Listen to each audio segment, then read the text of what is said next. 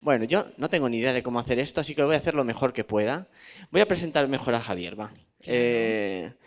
Que lo conocéis mejor que yo, porque Javier es de Valladolid, nació en 1974, es profesor titular de Historia Moderna, aquí en la Universidad de Valladolid. Y bueno, pues tiene varias líneas de investigación. Una es, por supuesto, la Compañía de Jesús, a la que dedicó su tesis doctoral. También a la historia de la Iglesia, los colegios de ingleses de la monarquía de España, historia de la educación, de la espiritualidad femenina y formas de religiosidad popular, especialmente la Semana Santa, e historia de Valladolid. Y de ahí pues salen sus libros y sus monografías. A mí me ha llamado la atención pues varias, me he subrayado aquí varias. Por supuesto, los jesuitas en España y en el mundo hispánico, por ser yo jesuita. Una historia de Valladolid, tienes publicada también. Guía misteriosa de Valladolid, que nos tendrás que explicar cuál es el misterio o cuáles son estas calles misteriosas o estos elementos misteriosos de Valladolid. El alma de las mujeres y letras descalzas. Y bueno, ya por no extenderme más, porque serían otras las publicaciones, pues la que presentamos hoy, En vos confío, historia de la devoción del Sagrado Corazón de Jesús, y también en este 2023 ha publicado Primero faltará la luz que cofrades en la cruz, con el subtítulo Historia de la Cofradía Penitencial de la Santa Veracruz en Valladolid. ¿Bien? Bueno, muy buenas tardes a todos y muchas gracias. Como están los interesados, mis hermanos de la Veracruz, sí. Ese va a ser la próxima presentación. Ese ha entrado en imprenta. Estupendo. Ya para esa ficháis a uno mejor que yo y ya está todo claro. Te invitamos. El 11 de diciembre te invitamos. Bueno, estupendo. Y voy a presentar también a Rosa Carbonell, que ha venido de Madrid, ha llegado a las 6:15 prácticamente, o sea que le agradecemos mucho que haya venido aquí hoy. Encantada. Es religiosa del Sagrado Corazón de Jesús, o sea que mejor traída imposible. Licenciada en Filosofía y Letras, en la especialidad de Filología Moderna. También licenciada en Teología, con la especialidad de Teología Espiritual. Luego ya veremos que en el compartir esto le sale mucho a ella, ¿no? La espiritualidad y bueno, quiere poner un poco también en un brete a Javier con algunas preguntas, ¿vale? Y actualmente es la encargada del Archivo Histórico de la Sociedad del Sagrado Corazón de Jesús, en la provincia de España. Aunque no lo parezca, está jubilada, es profesora del área de Ciencias de la Religión en el Centro de Estudios Superiores en Sevilla. Lo fue, pero bueno, yo es que todavía no me creo que estés jubilada, pero bueno. Y de Eclesiología en la Escuela Diocesana de Teología para Seglares, también en Sevilla. Así que muchísimas gracias, Rosa, por venir aquí. Muchas gracias por haberme invitado. Bueno, eso es sabo, que es un liante. Bueno. ¿Y este chico dirán? Sí, es verdad, soy yo. Carlos Maza, soy jesuita. Estoy aquí desde agosto. Trabajo en el grupo Comunicación Loyola por las mañanas. Somos los que hemos publicado el libro. El libro está publicado en Mensajero. Y por las tardes pues hago muchas cosas, pastoral universitaria, bueno, muchas cositas que van saliendo, tampoco voy a enrollarme. Así que también encantado de estar con vosotros hoy y de vernos aquí. Así que Javier, empezamos, ¿no? Y hemos coincidido que los dos somos lasalianos, él estudió con los hermanos de La Salle en Paterna, en Valencia, y en el Colegio de Lourdes en Valladolid. Desde primero de EGB, que todavía se llamaba EGB, hasta el COU. Y pues nada, empezamos, Javier. La pregunta inicial es como muy sencilla, ¿no? ¿Qué te lleva a ti a este interés por la devoción al Sagrado Corazón? ¿Cómo llegas a ella? Me contabas el otro día, ¿no? Esto es una historia seguida. ¿Has pretendido hacer una historia seguida de la devoción? Bueno, pues explícanos un poco qué te lleva hasta este libro. Bueno, pues muy buenas tardes a todos. Como hemos dicho antes, muchas gracias por vuestra asistencia, que ya son tardes pues un poco frías en Valladolid y además y hay otras importantes presentaciones hoy de libros en Valladolid. Ajá. Un saludo para todos, especialmente está con nosotros nuestro vicario general, porque también, no solamente por el interés que puede tener por este libro, sino porque la diócesis está en un momento especial, ya que estamos en un año dedicado, un año jubilar dedicado al Sagrado Corazón de Jesús. Bueno, ¿por qué un historiador modernista dedicado a los siglos XVI al XVIII habitualmente, pues se decide hacer un libro sobre la historia del Sagrado Corazón de Jesús? Parece que estaría realizada esa historia, ¿no? Bueno, pues verdaderamente el ambiente pues influye. Es una historia una historia del Sagrado Corazón realizada desde Valladolid, pero no todo transcurre en Valladolid, sino que evidentemente si tuviésemos que buscar un ámbito, ese ámbito sería más bien el español, ¿no? Desde Valladolid es fácil escribir sobre el Sagrado Corazón porque hay muchas cosas, el historiador trata de explicar lo que ve. Hay muchas cosas que nos hablan de esta devoción del Sagrado Corazón de Jesús. Hay una gran imagen en lo alto de la catedral que precisamente ha cumplido 100 años de su realización por parte de un gran escultor como Ramón Núñez y de la inauguración por parte de una personalidad que yo creo que nos va a salir, nos debe volver a salir, como es el arzobispo Gandásegui. Eso ocurrió el 24 de junio de 1923 y eso tiene unas razones. Pero además tenemos una iglesia muy importante, que era una iglesia de los jesuitas, que pertenecía a un colegio que se llamaba el Colegio de San Ambrosio, que después estos jesuitas fueron expulsados, nos va a tener que salir muchas veces, en 1767 de toda la monarquía de España, entre otros lugares, y que se convirtió en una parroquia y que después, transcurridos los años, pues se convierte en una iglesia especial que se llama Santuario Nacional de la Gran Promesa. La Gran Promesa, reinar en España. Y luego, pues unido a ese colegio de San Ambrosio, pues en Valladolid, pues es beatificado un joven jesuita de 24 años cuando muere, que se llama Bernardo Francisco de Hoyos. Y eso ocurre en el mes de abril de 2010. Bueno, todas esas cosas a un historiador de la Iglesia, a un historiador de la espiritualidad, a un historiador de la Compañía de Jesús, como soy yo, pues le interesan. Obligatoriamente le interesan y se encuentra con el año jubilar y dice, bueno, pues hemos escrito sobre el Padre Hoyos, hemos escrito sobre la compañía que rodeaba al Padre Hoyos, pero no toda la devoción del corazón de Jesús son los jesuitas. Y además, habitualmente, y perdonad que me alargue en esta primera pregunta, habitualmente hemos tenido una cierta separación. Hemos escrito de la devoción del corazón de Jesús hasta, si en algún momento no se oye, Nacho, tú levantas la mano. Bueno, pues hemos tenido, que se ha hablado de la devoción del corazón de Jesús, parece ser que hasta el siglo XVIII, y luego también se ha hablado a partir en el siglo XIX, pero que no se han conectado esas dos etapas. Y eso es algo muy importante, eso es algo que en este libro se realiza. Eso es algo que, por ejemplo, un gran maestro de historiadores dentro de la Compañía de Jesús, como que tú me imagino que le conocerías, Manuel Revuelta, y tú, Rosa, muchísimo, pues Manuel Revuelta había hecho ya estudios sobre todo esto en el ámbito, a ver, yo lo noto en el ámbito de la historia contemporánea, pero no se había producido esa comunicación entre el siglo XVII y XVIII. Ahora diremos por qué habitualmente los historiadores hablamos de esa devoción que empieza de algo nuevo a partir del siglo XVII y el siglo XIX y XX. Entonces ahora lo que yo he intentado hacer es unir esas dos etapas y naturalmente pues sabéis que, y lo vamos a ver también, que es que el corazón de Jesús está muy presente hasta en las puertas de nuestras casas, en muchas puertas de nuestras casas, ¿no?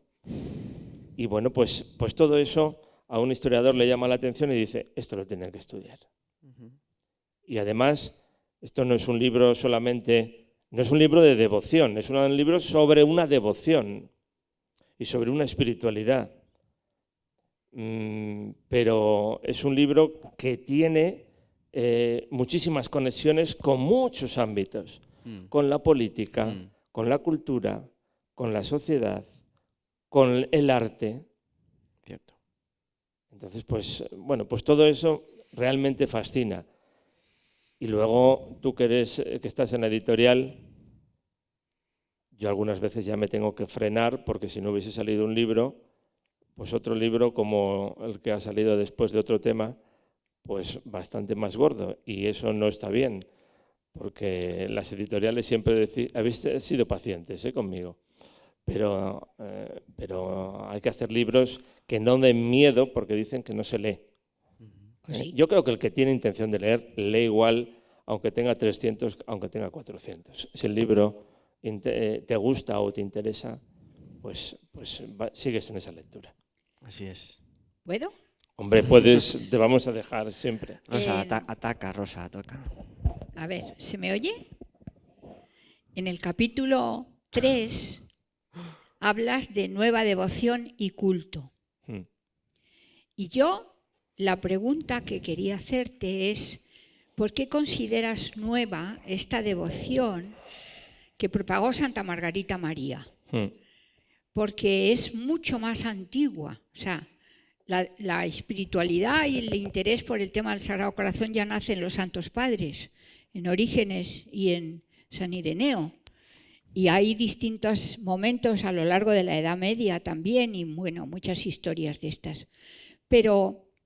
Y luego en el siglo XVI y XVII, contemporáneos de Santa Margarita María, está también San Juan Eudes, está el cardenal de Berulle un poco antes.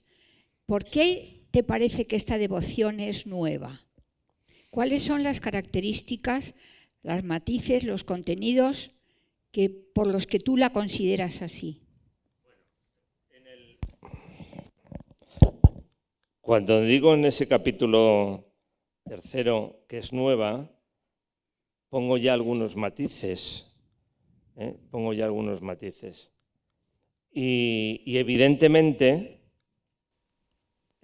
claro, yo recuerdo una tesis doctoral, que es la primera tesis doctoral que yo fui como de tribunal, que fui con mi maestro Teófanes Ejido, que le veo ahí al fondo, aunque sea miope. Era una tesis sobre el Sagrado Corazón de Jesús, y decíamos algunas veces, el autor, que después lo ha publicado, el autor ve la devoción del corazón de Jesús absolutamente casi en Adán y Eva. A ver si matiza un poquito más. Sí, evidentemente, claro que están los Santos Padres, claro que tiene su origen en las Sagradas Escrituras, pero claro que hay un conjunto de místicas medievales muy notables que nos hablan de todo eso. Y te has olvidado de San Pedro Canisio, que es también un jesuita del siglo XVI, y especialmente San Juan Eudes.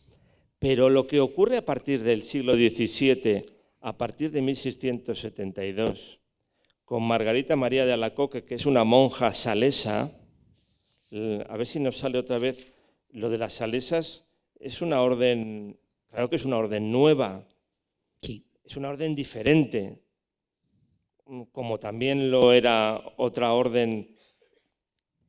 No vamos a sacar en esta trayectoria, pero como fue a principios del siglo XVII la de la Compañía de María. Sí. Son órdenes en que la espiritualidad jesuítica le influía muchísimo, porque hubo una serie de mujeres, tu pregunta, hubo una serie de mujeres que desde el principio de la compañía estaban muy interesadas en hacer su propia rama femenina de la Compañía de Jesús. Empezando por Mary Ward. Claro, empezando por Mary Ward y empezando por la catalana que va a financiar al propio Ignacio de Loyola. Pero lo que ocurre a partir de 1672, a partir de esa experiencia espiritual intensa que tiene Santa Margarita María de Alacoque, es que esa espiritualidad tiene una trascendencia muy notable que no había tenido anteriormente con... Sí, San Juan Eudes había algunas órdenes religiosas, pero a lo mejor nos puede traer un micrófono. Sí, sí, el micrófono que estaba aquí ya preparado. Que la tengamos aquí porque es más cómodo. Sí, está abajo del micrófono el botón.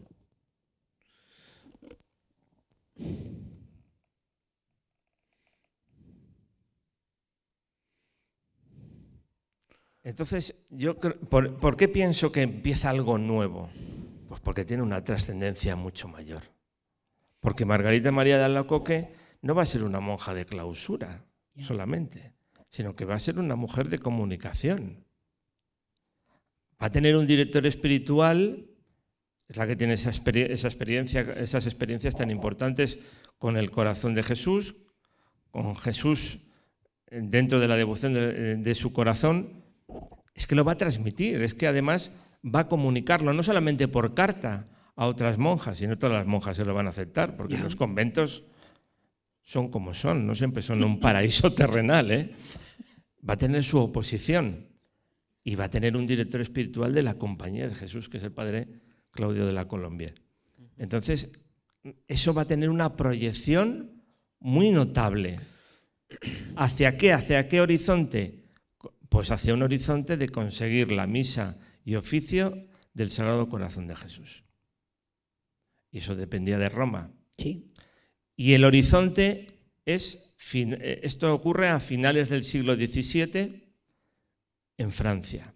Cuando en Francia está gobernada por Luis XIV, a mí me llama mucho la atención que en alguna carta Margarita María de Alacoque dice que Dios tiene que proteger a Francia y a Luis XIV frente a todo el resto de las naciones. Digo, mira qué francesa. Qué nacional catolicismo francés tan temprano, ¿no? Entre comillas. Pero es que Luis XIV es el árbitro de toda la situación política de Europa. Entonces, ahí empieza una proyección de todo esto. Y después viene la proyección de la propia Compañía de Jesús en España a través de la figura de Bernardo Francisco de Hoyos. Por eso pienso que hay algo nuevo y por eso el libro comienza, sí, pasando muy de puntillas sobre todo lo que has dicho anteriormente, y realmente ese punto de comienzo será esa monja salesa y sus revelaciones del Sagrado Corazón de Jesús. Ojo, los historiadores, para aclararlo, los historiadores nunca vamos a hablar si las cosas, si hubo o no realmente revelaciones. No, nosotros vamos a explicar lo que pasó y la trascendencia de lo que pasó. Para que ustedes me entiendan bien, un historiador no es el que tiene que decir si en Santiago de Compostela está el cuerpo de Santiago, sino es el que tiene que contar que ha habido una trascendencia de la presencia de esas reliquias pues en un camino de Santiago. Pues en esto igual. Nosotros lo que tenemos que es explicar ese pasado. Y ese pasado, bueno, es que la espiritualidad católica es muy difícil de entender si no se habla del Sagrado Corazón de Jesús. ¿Otra? Todo lo que quieras. ¿Le puedo hacer yo una? ¿Le puedo hacer ligada a esta? Así aprovechamos. ¿Le puedo hacer yo una? Claro. Así, porque claro, hablamos de la novedad de la devoción y está claro que está en la proyección, o sea, desde las primeras páginas del libro se ve el carácter apostólico, ¿no? O sea, yo me decía a mí mismo, ¿por qué crea historia esta devoción? Porque es muy hacia afuera. Claro. Entonces crea historia constantemente, ¿no? Entonces, ¿la novedad está solo en el contenido y en la proyección? O también porque estamos en un tiempo histórico nuevo. No estamos en el tiempo de los padres de la Iglesia, estamos como en la segunda parte de la modernidad y eso está también como muy presente en el libro, toda la relación de esta devoción con la modernidad, con la ilustración, con el liberalismo, con el social. Parece que está en lucha contra todo. Entonces, yo no sé si eso también es parte de la novedad y parte de la, no sé, de la potencia de esta devoción. Bueno, lo dices bien. La propia Orden de la Visitación, las salesas, decíamos que era diferente porque no se trataba solamente de mujeres diferentes, en algunos casos, en sus condiciones a la entrada en los conventos, mujeres que a lo mejor podían haber estado en otros lugares anteriormente, que podían haber sido viudas, que a lo mejor tenían, que no se cumplía con un determinado rigorismo, es decir, no eran unas dominicas, no eran unas clarisas, no eran unas carmelitas descalzas. Bien. Es un ámbito diferente dentro del claustro, que además en algún momento también tiene esa proyección desde su fundación hacia el exterior. Contemplativas un poco en la acción. Que también de alguna manera, y hay títulos sobre todo esto, los jesuitas eran contemplativos en la acción. Entonces, muchas de las cuestiones que van a estar vinculadas con la propia devoción del Sagrado Corazón de Jesús, pues son cosas que están muy presentes en la vida de la compañía, como la dirección espiritual, como una comunión más frecuente, frente a una espiritualidad más rigorista. Y ahí ya nos sale, forzosamente, si estamos hablando de Francia, nos sale el jansenismo, una palabra que siempre hace temblar a mis estudiantes cuando yo hablo de jansenismo, ya con Luis XIV y después en el siglo XVIII, porque es muy complejo ese mundo espiritual rigorista, pero es muy importante en aquellos momentos en la Iglesia. Y bueno, pues sí, efectivamente, tiene también una proyección, esa proyección exterior en prácticas, en devociones, nos van a salir ahora mucho esto de las devociones, en un carácter reparador frente a un corazón que se siente agraviado, la presencia real de Cristo en la Eucaristía, y luego también un compromiso, que eso llega a lo largo de los siglos, un compromiso a la construcción de una sociedad, pues al reinado social de Cristo. Eso va a tener mucha importancia en la devoción del corazón de Jesús en el siglo XIX y en el siglo XX, con algunos operarios muy destacados. No quiero saltarme al siglo XIX y al siglo XX, pero un Tiburcio Arnaiz, por ejemplo, en Málaga, o San José María Rubio, o Marcelino de la Paz en Valladolid. Entonces, también dices tú, y me interesa mucho, esa lucha con el mundo que rodea. Bueno, pues porque nace muy vinculada a los jesuitas, o los jesuitas son los vehículos de transmisión en la España en el siglo en que la compañía todavía es esplendorosa, pero con una oposición destacadísima, hasta el punto que la van a expulsar de la noche a la mañana del 2 al 3 de abril de 1767, que se va a elegir un papa para ser extinguida, Clemente XIV, que va a ser extinguida y que va a estar hasta 1814-1815 sin ser oficialmente una orden dentro de la Iglesia. Entonces, eso va a condicionar la expansión de la devoción del corazón de Jesús. Y luego, curiosamente, en el mundo espiritual del siglo XIX, son mis colegas de contemporánea, lo han estudiado menos que nosotros los modernistas, pues en el siglo XIX es el gran siglo del corazón de Jesús y incluso de su iconografía y de la extensión de ese objetivo litúrgico, que era tener una fiesta después de la solemnidad del Corpus Christi, tener un oficio, tener una misa, y eso se va a conseguir en 1856, aunque en 1765 Clemente XIII, aquel papa que recibe les recibe primero a cañonazos a los jesuitas expulsados de España, a los 2.500 jesuitas de España y otros 2.000 y pico de las Indias, pues se va a encontrar con ese panorama, ¿no? Después vendrá Clemente XIV y la extinción. Muy bien. Rosa. A ver,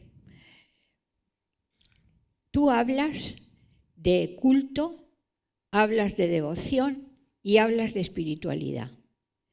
Para mí son tres maneras de acercarse al tema del Sagrado Corazón. ¿Cómo podríamos diferenciar una de otra? Culto, por ejemplo, en el libro hablas mucho más de devoción que de otras cosas. El tema de la espiritualidad es un tema que has mencionado muchas veces esta noche. Y el tema del culto es un tema que está como muy presente, sobre todo, es la palabra que más sale en Laurietis Aquas. Que es la encíclica de Pío XII de 1956. Es que todavía no se lo han leído todo, aunque algunos lo han vivido, ¿eh? 1956, a los 100 años de la proclamación de la fiesta del Sagrado Corazón para toda la Iglesia de rito romano. Entonces, ¿qué diferencia hay entre espiritualidad, culto y devoción? ¿Cómo lo ves tú? Porque no son sinónimos. No. Vamos a ver, la espiritualidad permite decir que la devoción, el propio Sagrado Corazón de Jesús, es algo actual. Porque las prácticas han podido cambiar, evidentemente. El lenguaje ha podido cambiar. Los objetos han podido cambiar. Pero la espiritualidad, que en este caso es una espiritualidad de amor, es permanente. Esa está ahí. Manuel Revuelta, cuando inicia uno de sus estudios sobre la espiritualidad del corazón de Jesús en la época contemporánea, dice que evidentemente esa esencia, que es el amor, pues esa es el elemento fundamental. Incluso hoy, a mí me parece que una de las... en toda esta historia, la música ha sido muy importante. Y los himnos han sido muy importantes, las canciones han sido muy importantes. Y yo todos los años, siempre que llega esta fiesta, escucho una canción de Cristóbal Fornés. De Cristóbal Fornés, que es preciosa, que nos habla de un amor infinito. Luego, la devoción, en esa espiritualidad, yo creo que para tener una espiritualidad hay que tener una experiencia, has tenido que tener una vivencia, una experiencia. Mientras que para ser devoto has podido tener esa experiencia, pero es una experiencia quizás mucho más corta, quizás menos fundamentada, porque algunas cosas las has podido heredar. Dice, no, mi madre, mi abuela era muy devota del corazón de Jesús y yo también lo soy. Bueno, pero además serás algo más. Pero ser una persona devota del corazón de Jesús, ¿qué significa en la vida diaria? ¿Qué hace los primeros viernes? El ofrecimiento del apostolado de la oración, lo de la reparación, que está tan presente todo el tiempo. Desde nuestra exigencia de fe actual y desde nuestra espiritualidad, quizás eso, si se queda en eso, no es suficiente. No. Pero también nos tenemos que poner, nosotros que estamos explicando como historiadores, no estamos haciendo un libro de espiritualidad, como historiadores estamos diciendo qué es lo que creía la gente, qué es lo que percibía la gente, qué es lo que hacía la gente con respecto a unas prácticas religiosas, pues tenemos que explicar pues, que el católico en el siglo XVIII a lo mejor se quedaba en esa serie de prácticas que además tenían una trascendencia también en su conducta, porque se pedía que fuese una persona de oración, una persona de adoración, una persona que sintiese dolor por lo que podía hacer mal, esa dimensión reparadora, y también que tuviese en las congregaciones y en las cofradías y cofradías no solamente eran para una serie de prácticas, sino también tenían una trascendencia hacia el exterior. Y también en la construcción, en la atención, posteriormente, en el siglo XIX, porque también va evolucionando esa espiritualidad, bueno, pues una atención hacia los más necesitados.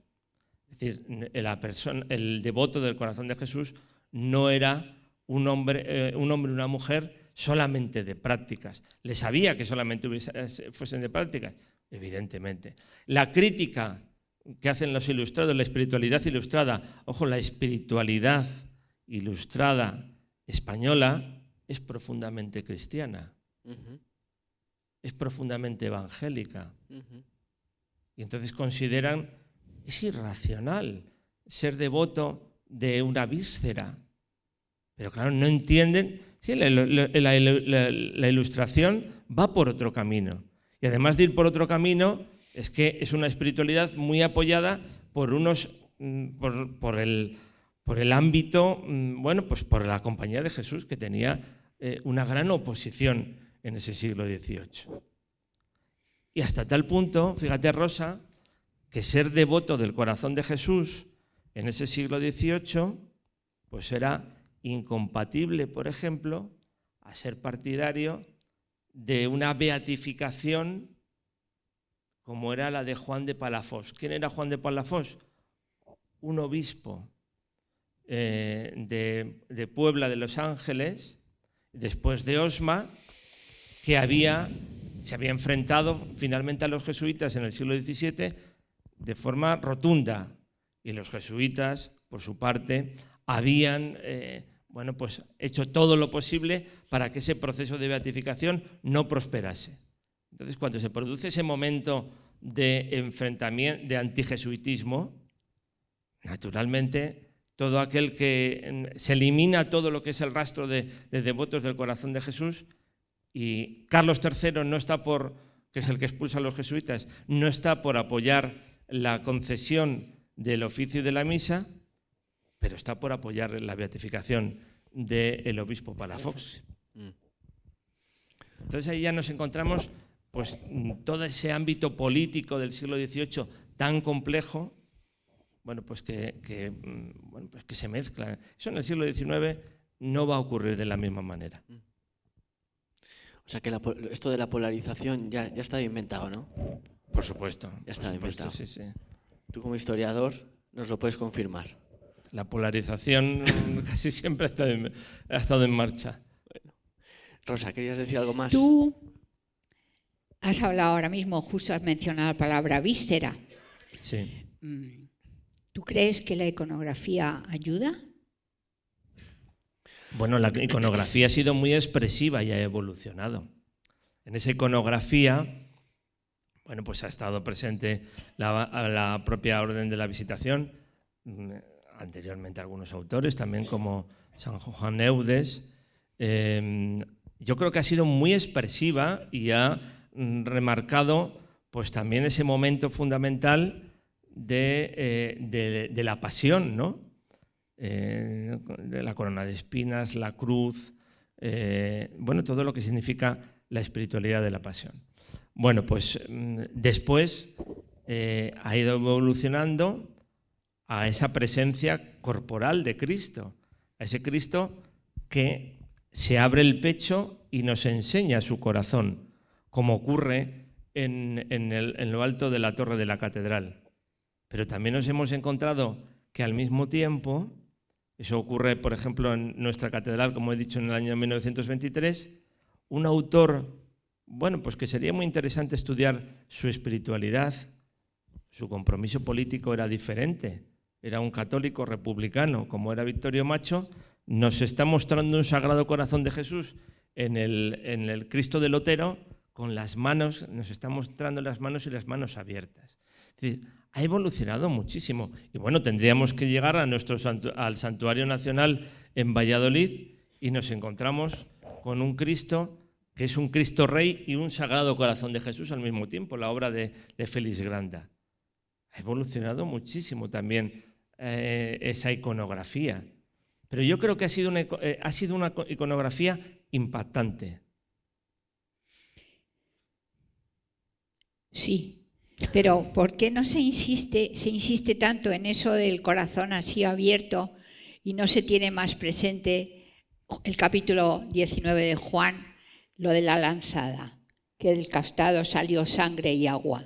Porque eso, ahí está la raíz para mí de lo que supone la espiritualidad del Sagrado Corazón. Ya, pero lo que pasa es que yo no vengo aquí a decir qué es en lo que se tenía que insistir como historiador. Pero que me da pena que no se haya insistido porque es una escena muy sugerente. Sí, pero eso sería un libro de espiritualidad. ¿Por qué no se ha insistido en este aspecto y en este otro aspecto? Pero el historiador no tiene que entrar en ese terreno, sino que el historiador no es que solamente sea notario, sino que tiene que explicar. Tiene que explicar por qué, por ejemplo, un jovencísimo jesuita del siglo XVIII que no sabe, es que está aquí la asociación del Padre Hoyos, y si no hablamos del Padre Hoyos no salimos vivos.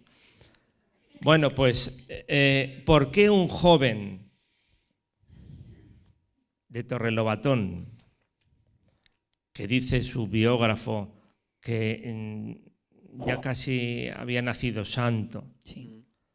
que se subía a una banqueta en medio de un baile para predicar contra los bailes, que se aprendía de memoria los sermones del cura en la parroquia quizás de Santa María de Torrelobatón, que luego va a estudiar con los jesuitas a Medina del Campo, que se escapa, eso los biógrafos no lo han destacado mucho, que se escapa a Madrid desde Medina del Campo porque quiere un colegio mejor.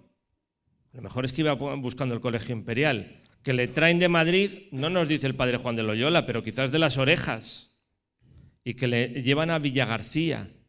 Bueno, que luego se convierte en jesuita, pasa por Villagarcía, vuelve a Medina del Campo y llega a Valladolid y le escribe otro jesuita mayor que él, Agustín de Cardaveraz, y le dice, como no había entonces Era mi pregunta siguiente. no había WhatsApp, le dice, oye, mira, yo tengo que predicar en una iglesia de Bilbao y yo me acuerdo que cuando yo estuve en el colegio de San Ambrosio había tal libro de un jesuita francés, el padre Gallifet, en la biblioteca, vete a buscármele y me copias, no me escaneas, hubiésemos dicho me escaneas, me mandas un WhatsApp, me haces una foto con el móvil, me escaneas las páginas de Gallifet que hablan de la devoción del corazón de Jesús. Y el otro se queda diciendo, ¿y qué es eso? Y entonces empieza a leer. Porque el padre Gallifet viene de toda esa devoción del corazón de Jesús francesa.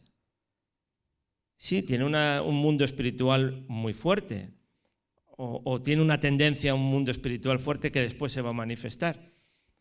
Pero ahí empieza toda la historia del padre Hoyos, que entonces es el hermano Bernardo Francisco de Hoyos, que bueno, es un jesuita, pues a lo mejor no era el más brillante intelectualmente de su ámbito, pero tiene una experiencia espiritual fuerte, se fija en lo que se fija. Yo como historiador no le voy a decir en qué se tenía que haber fijado, yo le voy a ver en qué se ha fijado. Y sí que me va a interesar otra cosa, Rosa, mucho, y es qué es lo que después se ha transmitido, qué es lo que después se ha percibido de Bernardo de Hoyos. Si ese retrato se ha desvirtuado o qué es en lo que nos hemos fijado.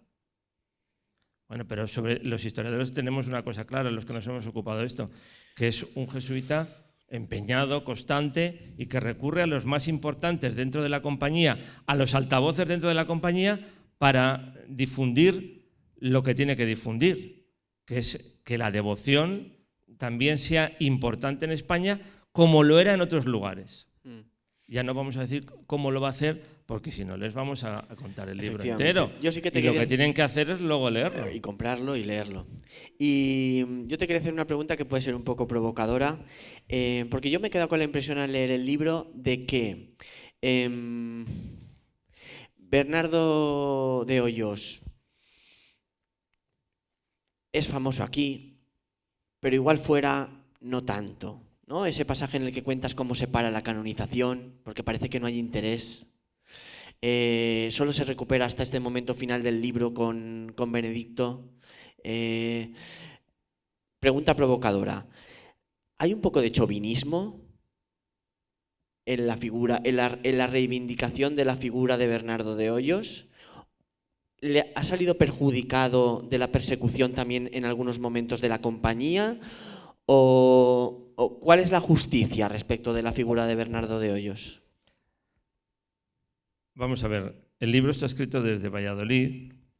No he hecho un chauvinismo sobre Bernardo de Hoyos. Si esta historia comienza en el ámbito de los colegios de la Compañía de Jesús, es porque existe una figura como Bernardo de Hoyos. No voy a ser yo el que diga si no hubiese existido él, había existido otro jesuita. Agustín de Cardaveraz está dentro de ese ámbito. Pero Bernardo de Hoyos, entre esa experiencia que llamamos la gran promesa de 1733, Ujú. y su muerte un 29 de noviembre de 1735, en ese poquísimo tiempo consigue una gran cantidad de cosas. Mira, consigue que Pedro de Calatayud, que es un misionero popular, que desde que empezó su periplo en las misiones populares, ustedes saben perfectamente lo que eran las misiones populares, no se lo tengo que explicar a ninguno de ustedes. A mis alumnos les lo tendría que explicar, ¿qué es eso de las misiones populares? Desde que comienza en la Alberca en 1718, es una estrella en el ámbito sacralizado de la España del siglo XVIII. Es una voz que cuando entra en las ciudades se paralizan. Las campanas, si él dice que tienen que dejar de sonar, dejan de sonar. Que aquí hay un diario de Valladolid, que es el de Ventura Pérez, que dice, es que este señor ha venido a Valladolid en 1747 y las campanas dejan de sonar porque está llamando a penitencia. Es decir, es un gran predicador de la Compañía de Jesús. Y va este jovencito que no es sacerdote y le llama la atención sobre este tema y empieza a fundar cofradías en sus misiones populares y hace un libro que incluso se adelanta ese libro al que después está asociado con el Padre Hoyos. Bueno, lo cierto es que este es uno de los que le interesa el tema. Después, otros que están cerca del confesor real. ¿Qué es un confesor real? ¿Es solamente el que escucha los pecados a Felipe V? No, es todo un ministro en asuntos religiosos y culturales de la monarquía. Entonces es un francés jesuita, porque los confesores reales desde 1700 a 1755 son jesuitas. Controlan el nombramiento de los obispos. Es decir, es un personaje de primera línea en la Iglesia española. Bueno, pues también le interesa porque además a través de otro jesuita, que entonces es rector en Segovia, llega hasta la corte que está en la Granja. El arzobispo de Burgos pues empieza a escribir a otros arzobispos y obispos de toda España para que se interesen por esta devoción, para que pidan a Roma el oficio y la misa y que apoyen después la obra que va a ser como el manual, el bestseller de esta devoción, que es El Tesoro Escondido. Bueno, pues, ¿qué hubiese pasado si este Hoyos hubiese vivido unos pocos años más? No lo sabemos. Lo cierto es que el tifus en 1735 muere a los 24 años. Pero has apuntado otra cosa que no me quiero escapar, que a mí me interesa mucho como historiador. La construcción de la santidad. ¿Qué le pasó? ¿Por qué Bernardo de Hoyos ha sido beatificado en 2010? ¿Por qué ha sido beatificado en 2010? Yo no te lo puedo decir. Lo que sí que te puedo decir es que todos los procesos de los jesuitas con la expulsión se detienen. Hay un proceso de un jesuita vallisoletano que no solamente es porque sea vallisoletano, es decir, no soy chauvinista tampoco con él, que es el padre Luis de la Puente, que está ya muy adelantado en 1755, y el Luis de la Puente no es ni venerable, ni santo, ni beato, pero sus meditaciones, tú las has tenido de cabecera de mesilla en el noviciado. Sus meditaciones de los misterios de la fe, bueno, han tenido 300 y pico ediciones, hasta 1924. Entonces, el proceso de Hoyos se interrumpe, el cuerpo desaparece, que eso es uno de los misterios, la historia policíaca del cuerpo de Bernardo Francisco de Hoyos. Yo me tendría que haber dedicado, en lugar de hacer libros de historia, a hacer una novela histórica. Una novela negra. Sobre esa cuestión. Tendría su actualidad. Alguien que está por aquí me lo puede decir. ¿Hay algún pueblo que le ha interesado mucho a ver si en su iglesia tenía el cuerpo del padre Hoyos que le habían trasladado después de la expulsión de los jesuitas? No me digas que no es interesante. Sacar los restos del padre Hoyos de Valladolid en momentos de la... Es que ya lo veo, la novela. Javier, pero vamos a que Rosa... Porque es que le hemos pagado mucho para que venga y quiero amortizar la presencia de Rosa. Pero vamos, me alegro porque creo que con lo del chauvinismo te he provocado un poquito. Sí. Sí, pero Rosa, por favor. Pero no te he dicho lo más no le he dicho lo más importante. Es, si hoy los jesuitas les interesaba esa beatificación del padre Bernardo Francisco de Hoyos. Eso no me lo vas a responder. No seamos tan polémicos, Pues Rosa. él me provocaba, pues yo también le provocaba a él. En la página 146 dices... Esto es una tesis doctoral, ¿eh? Es que me interesa mucho. Un tribunal de mi tesis doctoral. Dice, Pignatelli consideró que la Compañía de Rusia era la que entroncaba con el pasado. Ya sabemos que Catalina la Grande no obedeció las órdenes de Clemente XIV y los jesuitas se fueron, muchos jesuitas que estaban en Europa se fueron a Rusia. Y entonces Pignatelli consideró que la Compañía de Rusia era la que entroncaba con el pasado. Y dice, sin aceptar otras iniciativas restauracionistas que habían puesto en marcha otros exjesuitas que se habían agrupado en la Sociedad del Sagrado Corazón de Jesús. ¿Puedes explicar esto un poco más? Claro, eso es un tema un poco colateral, pero bueno, entre tú y yo lo vamos a un poco también a explicar porque eso es algo que te influye a ti, Pignatelli, San José de Pignatelli es un personaje esencial para entender el proceso de restauración de la Compañía de Jesús. Es decir, ustedes sitúense, en 1767, expulsión. En 1773, extinción. No vamos a decir aquí nada de Clemente XIV. Y el Papa actual le dijeron, ¿por qué en lugar de llamarte Francisco no te has llamado Clemente? Que hubiese sido Clemente XV. Bueno, eso para las preguntas. Entonces, fíjate qué proceso tan largo, desde 1773 hasta la restauración en 1815. ¿Quién van a acoger a los jesuitas? Evidentemente hay muchos jesuitas exiliados en Italia. Eso lo estudió muy bien ya el maestro Miguel Bayori, y no están cruzados de brazos. ¿Quién va a acoger a los jesuitas como cuerpo? Pues Federico II de Prusia, Catalina Grande, que es un protestante pietista, y Catalina II, que es una ortodoxa. O sea, Clemente XIV no le tienen que obedecer absolutamente. También es verdad que Federico II de Prusia y Catalina de Rusia habían participado del reparto de Polonia, los distintos repartos de Polonia de los años 90. Bien. Entonces, Pignatelli va a ser esencial en ese proceso de restauración que se va a conseguir en 1815 y que él no va a ver, porque él muere, quiero recordar, en 1811. Y habrá una serie de pasos, que a mí eso también me interesa, una sociedad llamada del Sagrado Corazón que podía ser uno de los caminos, porque había un noviciado abierto en aquellas tierras de refugio no católicas. Esa sociedad del Sagrado Corazón, que encima se llame Sociedad del Sagrado Corazón. Ahí es que los propios jesuitas consideran que está en su esencia.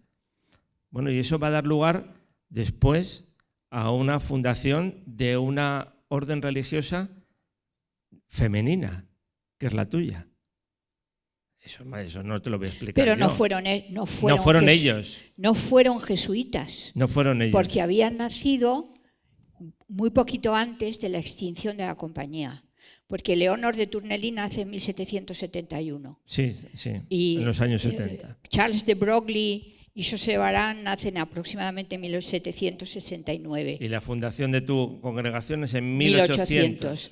Pero es Leonor de Tournely el que era un sacerdote que se había estudiado en San Sulpicio, que en un momento de oración piensa o siente que quiere formar una congregación, una asociación, llámala como quieras, de hombres, de sacerdotes que se llamaran Sociedad del Sagrado Corazón de Jesús. Vale, se van de Francia, se van a Bélgica, se van y acaban en Hagenburg. Entonces, en un momento de oración, él siente un deseo como una inspiración de fundar una congregación de mujeres que se llamara Sociedad del Sagrado Corazón, que es la nuestra. Entonces, a mí me llamó la atención porque decía que eran ex jesuitas y los padres del Sagrado Corazón no habían sido jesuitas, porque cuando ellos fundan esa congregación o esa sociedad o esa asociación, como la queramos llamar, la compañía no existe. Y ellos no han nacido, no son jesuitas, lo serán después. No existe oficialmente. No existe oficialmente, lo serán después y de hecho va a haber... No dejaron nunca de existir. Vale, pero estaba extinta o suprimida, llámalo como quieras. Sí, extinta por Clemente XIV, pero existían. Sí, bueno, en entonces Prusia ahí, y en Rusia. Ahí, eso es lo que considera Pignatelli, bueno, los de Francia, entonces a mí eso... Yo de la extinción y de los tiempos de la extinción no me voy a meter porque no es mi tema. Pero que me llama mucho la atención que hable de estos exjesuitas como restauracionistas, porque no eran exjesuitas y porque yo no sé si eran restauracionistas, pero ellos eran muy conscientes de que lo que tenían que hacer era trabajar, rezar, por supuesto, vivir lo que hemos ya hablado aquí también, lo de ser contemplativos en la acción, es decir, vivir una vida interior muy profunda y al mismo tiempo trabajar apostólicamente por la restauración a la regeneración de la sociedad civil, porque después de la revolución estaba hecho polvo todo. Entonces, por eso me llamó la atención y claro que Pignatelli no los considerase, pero bien. Ya, es un tema un poco colateral de la línea fundamental. Ya. Lo que pasa es que aparece ahí Pignatelli, claro que es una figura esencial. Sí, sin duda, pero por eso que me llamó la atención. Y luego una cosa que me ha hecho mucha gracia del libro es cómo habla Juan de Loyola, que es el geógrafo, como tú dices muy bien, maestro de novicios. Y maestro de novicios, y cómo me parece que Juan de Loyola también llega a ser confesor de Felipe V. Juan de Loyola, hay un momento que él es rector del Colegio de Segovia y entonces llega hasta Felipe V o hasta la corte que está entonces en la granja, sobre todo para esos dos objetivos. Juan de Loyola, fijaos, hace unos años, yo sí que he puesto adrede también mucho interés. Quiero volver un poco al tema del Padre Hoyos. He puesto mucho interés porque, fijaos, en algunos documentos pontificios, no recuerdo ya si es en la encíclica de Pío XII o después es en la que publica Pablo VI, habla de Margarita María de Alacoque, pero no habla de Bernardo de Hoyos. Aurietis Aquas. No habla de Bernardo de Hoyos. Entonces, incluso a lo mejor la beatificación de Bernardo de Hoyos, hubo algún importante prelado español que se la quiso llevar de Valladolid y la hubiese llevado al Cerro de los Ángeles, que no era su lugar, porque el Cerro de los Ángeles estaba, pero no estaba inventado para esta devoción en el siglo XVIII.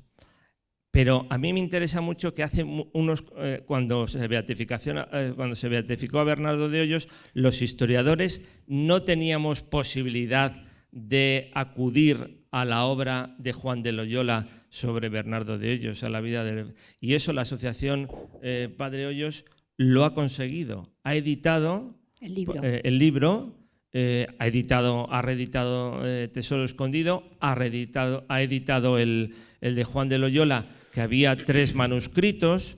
Me parece que uno de ellos, si no me corrige Teresa, estaba por Loyola, otro estaba por Tudela, ¿no? Entonces, pues es una obra que, además de ser muy importante para el estudio de la geografía, el estudio de la santidad del siglo XVIII, y muy interesante para el estudio de las mentalidades y muy interesante para el estudio de la devoción del corazón de Jesús, lo es para la historia de la Compañía de Jesús. Y eso ya lo tenemos. Esa es una fuente que ya tenemos. Y otra cosa que yo he podido consultar para este libro, pero que porque lo interesante es que les digamos un poquito cosas, que este es un libro que ha pretendido seguir efectivamente toda esa línea temporal, cronológica, Pero no se piensen que es el libro definitivo. Nunca existe el libro definitivo. Hay muchos temas que se han quedado ahí pendientes. Por ejemplo, yo he podido consultar y reflejar a medias lo interesante que son las declaraciones del proceso de la beatificación del padre Hoyos, que se abre a finales del siglo XIX. Es que ahí hay una historia de las percepciones de toda esta historia con siglos de distancia interesantísima, y esa es una documentación que está en el archivo de Curia de Valladolid. La he podido ver de arriba abajo, pero reflejar en este libro, bueno, es que ahí tenemos, por ejemplo, la historia de las percepciones, de lo que es un milagro, de lo que es la publicación de determinadas cuestiones, de los personajes que están apoyando en el siglo XIX y a principios del siglo XX, en unas circunstancias históricas diferentes, pues esta beatificación que ocurre en el 2010. He leído que el libro de Gallifet, del culto al Sagrado Corazón de Jesús, ha sido traducido al castellano. Pues eso es otro. Hay que leérselo. Eso es otra cosa importantísima. Anteriormente hay 3 jesuitas que conectan a la salesa Margarita María de Alacoque, que tienen aquí muy cerquita el convento de las Salesas, y un precioso retablo de la aparición del Sagrado Corazón a Margarita María de Alacoque.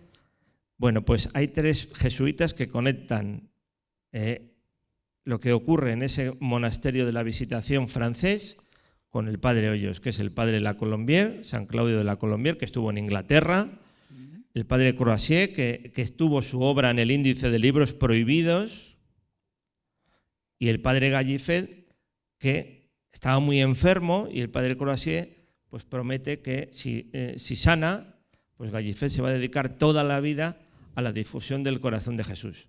Y ese es el libro que le pide el padre Cardaveraz a Hoyos, y le dice, oye, mándame este. Y es curioso porque Bernardo de Hoyos tarda unos días en empezar a leer el libro de Cardaveraz.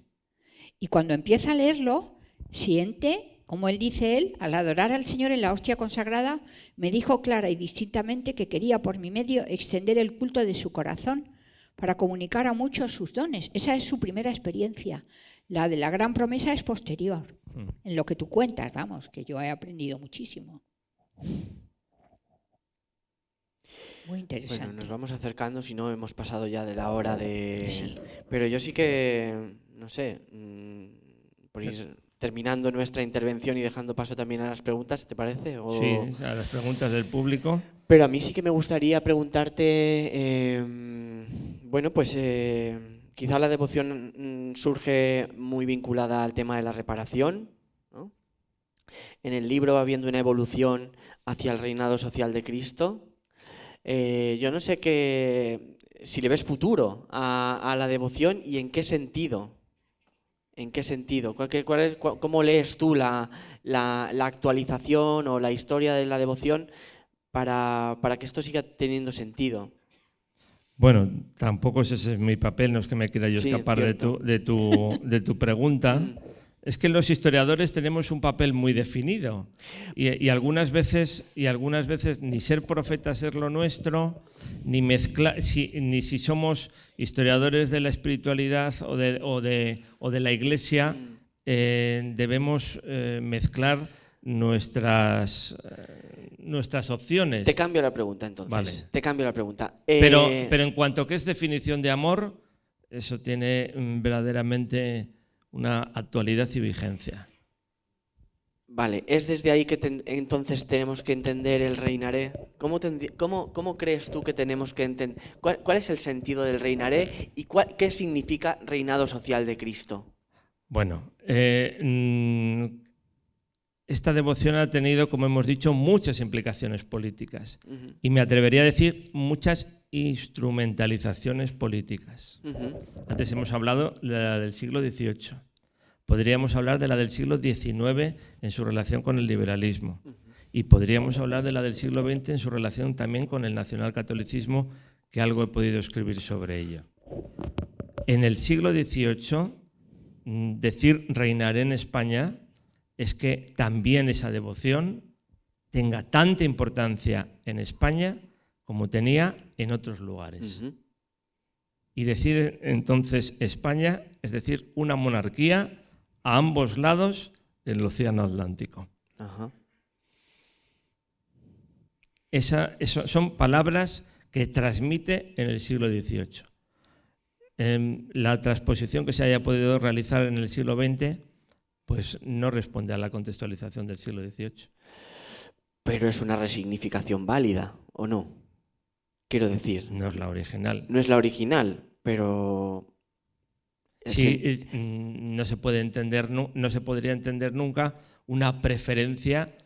Antes he dicho yo, Margarita María de Alacoque en una carta se muestra tremendamente partidaria de Luis XIV. Si nosotros la analizamos como historiadores esa carta, hombre, es que Luis XIV al mismo tiempo nos estaba repartiendo, porque nosotros no estábamos allí, estaba repartiendo a la monarquía de España constantemente derrotas. Pero sin embargo, el Sagrado Corazón era el símbolo de los Borbones. Por eso estaba prohibido el nombre del Sagrado Corazón en Francia durante la Revolución. El Sagrado Corazón, y luego el Sagrado Corazón ha tenido una dimensión nacional. Hoy lo podemos ver claramente. Estos días que ha habido manifestaciones, no nos vamos a meter en política actual, porque tampoco sería lo apropiado, pero ha habido banderas de España con el símbolo del Sagrado Corazón. Ahí lo dejo. Bueno, yo creo que nos pueden dar también opción entre el público a preguntar muchas de estas cuestiones y otras. Muy bien, pues libremente vais levantando la mano y Sabo y Miguel Ángel os dan el micrófono si... Ahí. Hola, buenas tardes y muchas gracias por tu conferencia. Yo lo que quiero preguntar es algo como muy bajo, muy somero y muy particular. Vamos a ver, cuando matiza que reinaré en España con más veneración y demás, ¿por qué ese matiz de un reino de Cristo que no es de España, que no es de América, no es de Australia, es un reino universal? Entonces a mí esto siempre me llamó la atención, quizás no lo entiendo bien, quizás. Gracias. Era una devoción que tenía una trascendencia pública inexistente en 1733 en España. Mientras que en Francia ya se había ido extendiendo desde monasterios de la Visitación, desde obispos como el de Dijon, que van a pedir que se celebre la fiesta del Sagrado Corazón de Jesús después de la fiesta del Corpus Christi, que van a pedir a Roma lo que litúrgicamente es necesario, es decir, que exista un oficio para rezar y una liturgia para celebrar la misa, y entonces todo eso también se va a intentar llevar a España a través de esta figura de Bernardo de Hoyos, que él cree haber recibido y transmite haber recibido una promesa del corazón de Jesús de que todo esto ocurra. Porque también habían existido antes revelaciones con la monja salesa Margarita María de Alacoque. Entonces, ante el desconocimiento, esas palabras se pueden identificar, igual que ocurre en Francia, igual que todo esto significaba el reinado de Cristo. Después luego ya se va en una pregunta que yo no he podido responder, pero que en el libro está perfectamente respondida, ¿qué es eso del reinado social? Esta palabra no podía existir en el siglo XVIII, el reinado social. Bueno, pues en España, igual que ocurría en otros lugares, ¿por qué en España no iba a ocurrir? ¿Y qué significaba España? ¿Qué significaba la monarquía de España? Pues significaba no solamente la península, sino que significaba también todo lo que eran los virreinatos de España, los que constituían la monarquía de España. España no tenía territorios europeos, pero tenía un territorio muy importante en el cual había evangelizado, que eran las Indias, que era América y que era Filipinas. Entonces, ese reinar en España con más veneración, bueno, pues habría que ver. Eso son palabras que transmite una persona, que transmiten después otras personas, pero la situación real es que en Francia esto ya existía, que había sectores de la Iglesia francesa que esto ya lo desarrollaban, que se habían mostrado partidarios, que había también existido oposición, y que en España había que buscar los recursos para que desde la propia monarquía, desde Felipe V, Fernando VI, sus confesores reales, los obispos españoles, los jesuitas, porque también tanto las salesas como los jesuitas se van a considerar como los instrumentos adecuados para la difusión de esta devoción. Y que igual que esta devoción existía en otros lugares, también se extendiese en España. Gracias. ¿Alguna pregunta más? ¿Sí? ¿Allí? ¿Y allá? No sé qué hora es. Bueno, todavía tenemos un poquito más. ¿Qué tal? Buenas tardes, Javi. No he podido asistir a toda la conferencia, pero yo te quería preguntar un tema del Sagrado Corazón, es decir, a lo mejor es un embolado, ¿eh? Alfonso XIII recibe una visita del doctor Simarro, masón, conjunto con 2 hermanos masones, y el tema era la consagración del Sagrado Corazón en el Cerro de los Ángeles. ¿Me puede repetir, por favor, Vicente, el apellido? ¿Simarro? Simarro, sí. Masón grado 33. Y entonces mi pregunta es, ¿por qué esa aversión al Sagrado Corazón? Porque además le amenazaron que si se hacía esa consagración, él perdería el trono, que es lo que pasó, y además tendría que salir de España. No sé si ese tema, ¿has estudiado algo? O... No, lo que yo he estudiado es que efectivamente el tema de las consagraciones está presente desde las revelaciones de Margarita María de Alacoque, porque hubiese pretendido también que Francia hubiese sido consagrada.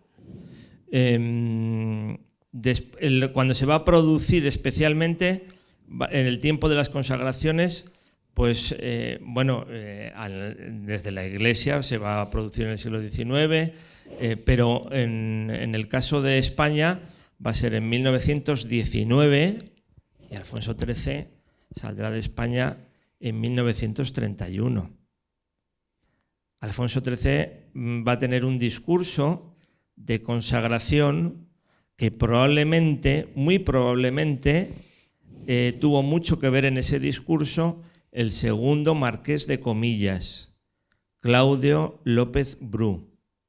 Claudio López Bru no es precisamente, dentro del sector católico, no forma parte del integrismo católico, porque el integrismo católico en 1888, cuando se funda el Partido Integrista por Ramón de Nocedal, pone al frente del partido al Sagrado Corazón de Jesús.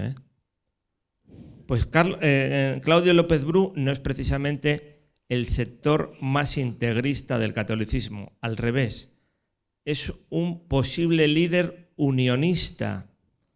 Tú piensas que el Vaticano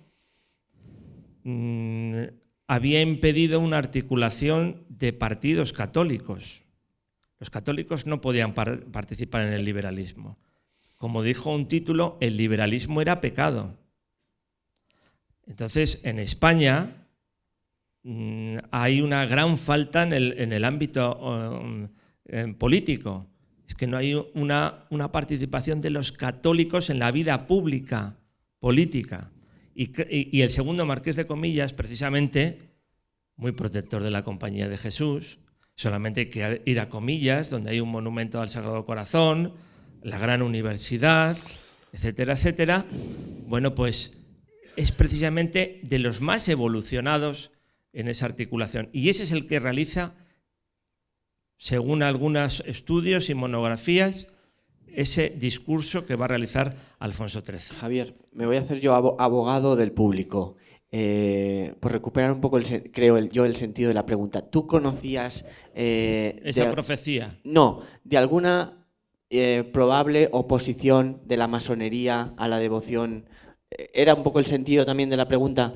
Que la masonería haya estado en contra de esta devoción. ¿Te consta eso? Pues a favor no. Naturalmente. A favor no. Pero vamos, relacionarlo una cosa con la otra me parece muy arriesgado. Relacionar luego las cosas a posteriori es muy fácil. Creo que había levantado allí una mujer, así, con ánimo. Levántala con fuerza. Venga. Sabo. Rosa, me va a hacer una pregunta Rosa. No, Rosa Freisas. Bueno, yo te voy a hacer una pregunta quizá muy superficial. Yo ya tengo unos años, yo recuerdo en el colegio y toda la época quizá franquista, pues ha habido una devoción al Sagrado Corazón de Jesús enorme. Posteriormente, de algunos años para acá, yo he notado que ni en los mismos jesuitas pues se ha hablado, pues, el Padre Hoyo sin opinión personal, pues como para nada, y que desde luego va muy unido, por lo que sea, que quizá lo habéis hablado, a algún sentimiento político, porque incluso la iglesia del santuario, quizá para mucha gente, pues la devoción que hay en la iglesia del santuario es una devoción, pues si quieres, más radical o más extremista. Y ahí yo, o más integrista, yo ahí quisiera preguntar, porque es curioso cómo una devoción como la de Sagrado Corazón ha tenido tanto, para mí, carácter, pues lo que decíais un poco antes, político. No, vamos a ver, el decir que en este libro hablamos mucho de política, es que la política en el siglo XVIII estaba profundamente unida, en el XVIII y en otros siglos posteriores, profundamente unida a la religión, es que eso es una realidad, la sacralización. Y que ha habido instrumentalización política con respecto a esta devoción, pues eso es una realidad, no se puede negar. Y que nosotros no conocemos la historia, pero ojo, es que lo que no podemos hacer es, cada uno de los momentos le tenemos que explicar con su contexto. ¿Por qué se crea el Santuario Nacional? Porque no hemos hablado nada del arzobispo Gandásegui. El arzobispo Gandásegui, que es un hombre que ve la realidad de la sociedad y en la cual la Iglesia está perdiendo mucha dimensión pública, y está perdiendo parte de la calle, él quiere ganar esa calle. Y lo va a hacer a través de la Semana Santa y la restauración de las procesiones de Semana Santa. Y lo va a hacer con la devoción de los patronos. Y lo va a hacer con la devoción del Sagrado Corazón de Jesús, porque Alfonso XIII ha consagrado en el Cerro de los Ángeles y ha levantado un monumento. Pero él, ¿por qué no va a levantar un monumento en la nueva torre de la catedral que se ha terminado en 1890? Cuando se cumplen los 2 siglos de la gran promesa, una parroquia que estaba realmente mal, no había levantado cabeza, sobre todo desde un incendio del siglo XIX, como era la de San Esteban el Real, que había sustituido al colegio de San Ambrosio de los jesuitas, pues considera que es el momento de hacer un templo expiatorio, como se había hecho en otros lugares, en Barcelona, tu amiga Dorotea Chopitea, no vamos a hablar de ella, pero en Montjuïc, por ejemplo, en París, en Montmartre, bueno, pues va a realizar, porque es que tiene al Padre Hoyos, es que le tiene ahí, en Valladolid, tiene esa realidad. Entonces, luego viene, claro, eso ocurre en 1933, durante una Segunda República, pero luego viene una guerra. Pero cuando Gandásegui, es que Gandásegui está enterrado en el santuario, cuando Gandásegui hace eso, no sabe que después va a haber una guerra. Entonces tenemos que ir explicando cada cosa con su contexto. Y fíjate, Rosa, yo te voy a decir una cosa que esto no es científico. Pero también tenemos que hacer... Yo, como estudio mucho el mundo de las percepciones, pues hago caso a ellas. Tú y yo tenemos, porque tú lo has vivido, eres un poquito más mayor que yo, y yo lo he vivido... Aunque yo recuerdo la primera vez que mi padre me llevó al Santuario Nacional. Decía mi padre, es que no me quiero alargar, pero esto sí que lo quiero decir. Decía mi padre, cuando vino la primera vez Juan Pablo II a España, dice, yo no sé cómo este Papa no ha venido a Valladolid, porque aquí ha habido las apariciones del Sagrado Corazón de Jesús. Ha ido a Toledo, ha ido a no sé qué, ha ido a todos los sitios, Ávila, y a Valladolid no ha venido. Mi padre es que era muy vallisoletano. Entonces no lo entendía. Bueno, yo recuerdo perfectamente la primera vez que me llevó al Sagrado Corazón de Jesús y me explicó toda esta historia. Mi hija, que no ha vivido nada de esto, que tiene 19 años, todos los lunes va al Santuario Nacional a una adoración que la organiza, creo que Hakuna. Y me ha dicho que el Santuario Nacional es una iglesia, curiosamente, que a ella le lleva a la profundidad. O sea, la imagen que podía tener una persona en los años 80, 90 del Santuario Nacional, pues una joven nacida en 2004 encuentra que es un lugar estupendo para rezar. Y yo eso me gusta, es el tema ese de la percepción. He escuchado esto, se lo cuento al rector del santuario actual para que lo sepa. Se debe llenar de jóvenes, ¿eh? Se debe llenar de jóvenes todos los lunes. Es interesante. Bueno, son las 9 menos 10. Tendremos que ir acabando. No sé, ¿cómo lo ves tú, Javier? ¿Acabamos o qué? ¿Alguna pregunta más? ¿Alguna pregunta más? Yo quería preguntarle a Javier la vinculación entre la Salle y el Sagrado Corazón. Porque me ha llamado la atención, no me lo imaginaba. Sí. Lo he descubierto ahí. Pues la tiene. La primera fundación de los Hermanos de la Salle en España es de 1878, franceses, San Juan Bautista de la Salle y San Sulpicio, en París. San Juan Bautista de la Salle contra el jansenismo totalmente en su siglo. La primera fundación, Asilo del Sagrado Corazón de Jesús en Madrid. Estaba fundado, se encargan ellos de esa fundación, gracias a Ernestina Manuel de Villena, la llamada Santa de Galdós. Antes lo tenían las Hijas de la Caridad, es un asilo de huérfanos y se encargarán los Hermanos de la Salle. La devoción está muy presente en las primeras fundaciones. En Jerez de la Frontera, por ejemplo, el segundo de los colegios que se funda allí, se funda en un barrio que se llama el Mundo Nuevo, porque los Domecq, que son los que han llevado a los Hermanos de la Salle a Jerez, pues se han dado cuenta que los protestantes han abierto una capilla y para contrarrestar, los Hermanos de la Salle tienen que abrir una escuela por indicación de un jesuita y la van a poner bajo la advocación del Sagrado Corazón. Este año yo estaba el Día del Sagrado Corazón de Jesús en Jerez y la procesión del Sagrado Corazón, muy sencillita, llevada al Sagrado Corazón de Jesús, portado a hombros por los niños del colegio Sagrado Corazón La Salle de Jerez, pasó delante de la capilla protestante, que estaba con las puertas abiertas de par en par. Muy bonita la capilla, por cierto.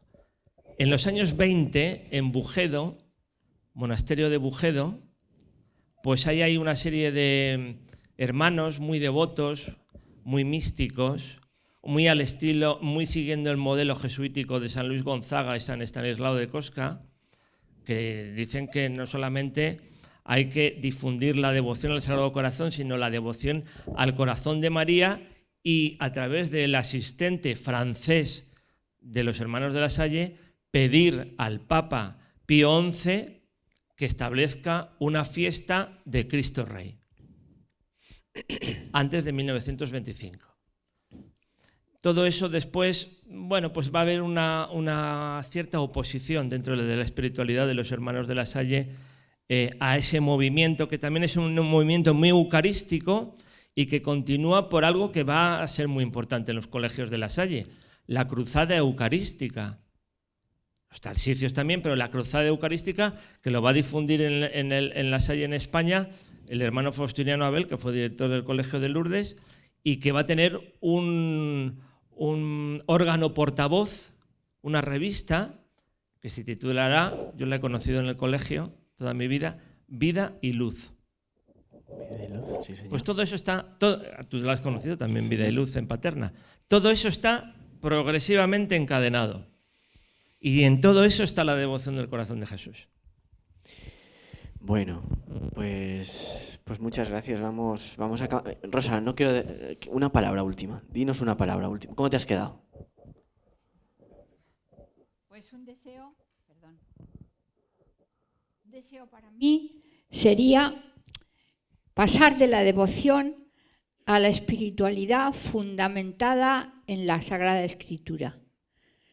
Hay un artículo precioso de Gabino Uribarri que se llama, me parece, quien tenga sed que venga y beba. Y él se fija en 3 textos. En la Samaritana, en el texto de la Samaritana, cuando dice el agua que yo le daré. En el capítulo 7 del Evangelio de Juan, en la fiesta de las tiendas, el que tenga sed que venga a mí y beba el que crea en mí, de su seno manarán ríos de agua viva, y de un soldado le abrió con la lanza el costado y salió sangre y agua. A mí me parece que ese texto es absolutamente fundamental, los 3, pero sobre todo el último, en lo que es la devoción, el culto y la espiritualidad del Sagrado Corazón. Para mí estaría ahí resumido.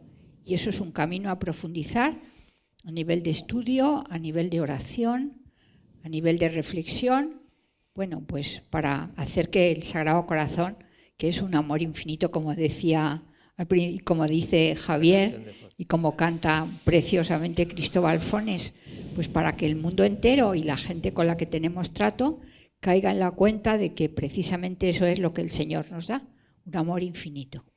Muchas gracias.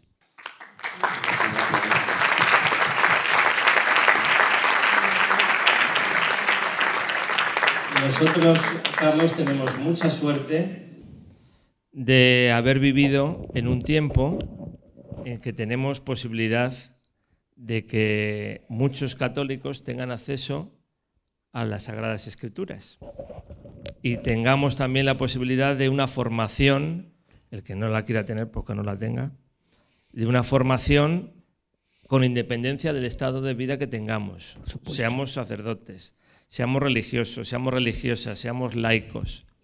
Nosotros tenemos esa posibilidad, sí, pero nuestros mayores no tuvieron esa posibilidad. No. Y nuestros mayores vivieron un mundo espiritual diferente, unas percepciones diferentes, ni mejores ni peores, sino diferentes. Y nosotros, los que nos dedicamos a la historia de la Iglesia y de la espiritualidad, pues lo que hacemos es dar cuenta de ello. No eran unos enanos mentales, sino que vivían en un siglo distinto y que percibieron esto, lo percibieron así y nosotros también lo hemos recibido. Permitidme que lo haga también de una forma personal, también lo hemos recibido en herencia y en vasijas de barro. Así es. Entonces, bueno, pues eso también en nuestra vida de creyentes, que también los historiadores podemos ser creyentes, y no por eso lo transmitimos, intentamos que nuestros estudios sean lo menos parciales posibles. Tenemos otro tono de hablar, otro tono de transmitir las cosas. Bueno, pues ahora como creyentes, pues eso lo hemos recibido y yo doy gracias a Dios de haber recibido esa percepción. Sin duda. Y ya con esto terminamos y nosotros que también ya estamos curados un poco de prejuicios y que sabemos que la razón sin el corazón pues poco puede hacer, y en momentos también de disolución de lo humano, a veces como vivimos, pues yo creo que esta espiritualidad, esta devoción todavía tiene mucho futuro. Pues gracias a vosotros y a todos vosotros por haber venido.